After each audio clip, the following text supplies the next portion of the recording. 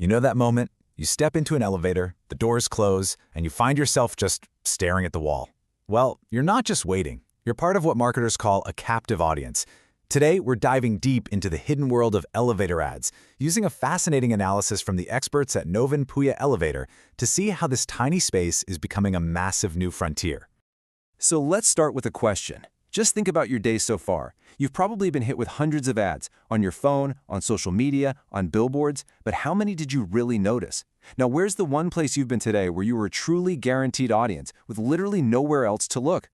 And that right there, the answer to that question holds the key to solving modern marketing's biggest headache. How do you get someone's undivided attention in a world that is just overflowing with noise and distraction?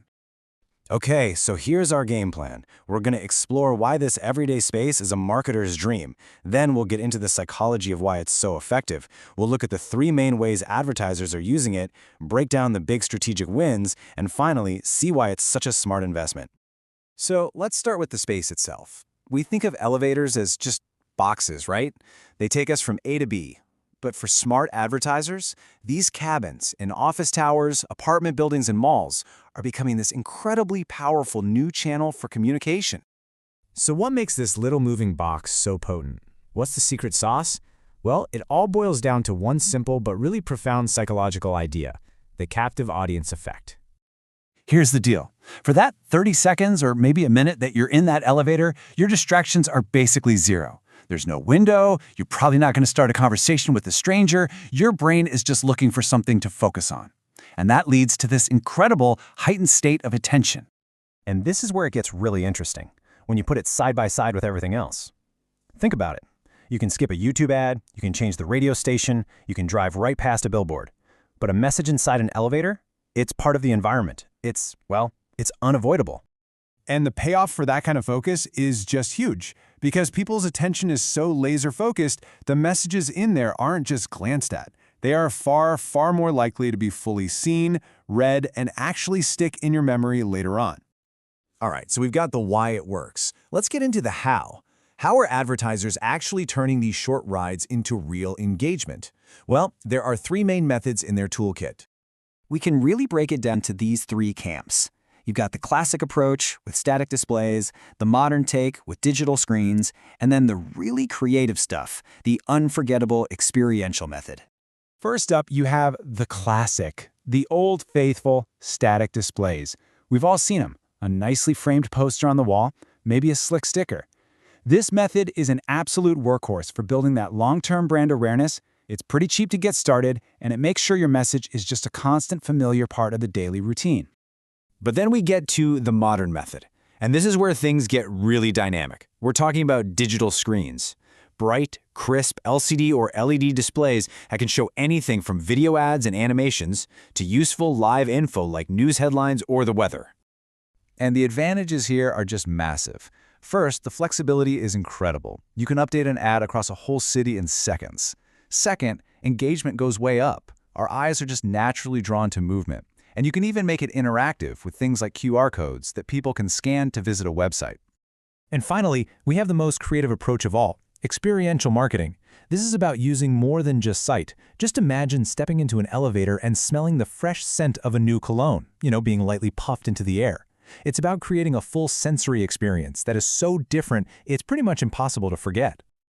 So we've seen the toolkit, but let's pull the lens back a bit. Why is this more than just a clever spot to put an ad? What makes this a truly strategic move for a business? This analysis from Novin Puya Elevator really boils it down to 4 major strategic wins that, when you put them all together, make this incredibly powerful. Advantage number 1 is just sheer repetition. If you work in an office tower, you might ride that same elevator 4, 6, maybe 8 times a day. That constant daily exposure just naturally cements the message in your mind, which boosts brand recall without even trying. Second, and this is a huge one, is targeted access. This is a marketer's dream. You can choose your building to reach your exact audience. Want to talk to wealthy homeowners? Advertise in a luxury condo. Need to reach doctors and nurses? Go for a medical center. It is surgically precise. The third advantage? It's about the money, but in a good way. It's incredibly cost-effective. Compared to the massive budgets you need for TV or radio ads, this is way more accessible. You get a super focused impact for a fraction of the cost, which means your return on investment can be fantastic. And finally, my personal favorite, contextual relevance. This is where it all just clicks. An ad for a pizza place that's shown in an office building elevator at 11:50 a.m.? That's not just an ad anymore. It's a solution to the question, what am I having for lunch? It's just brilliant. Okay, let's bring all this together. We've seen the space, the psychology, the methods, the strategy. So what does this all mean for where marketing is headed?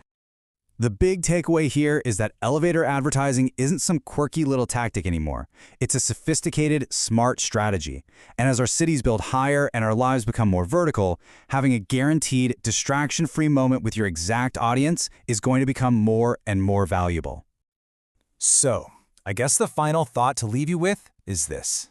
As our world keeps building up and our cities get denser and taller, could this be the real future of how brands connect with us in our day-to-day lives? The insights for this deep dive came from a fantastic analysis by the experts over at Novenpuya Elevator. If you want to learn more, you can check them out at novenpuyalift.com or give them a call.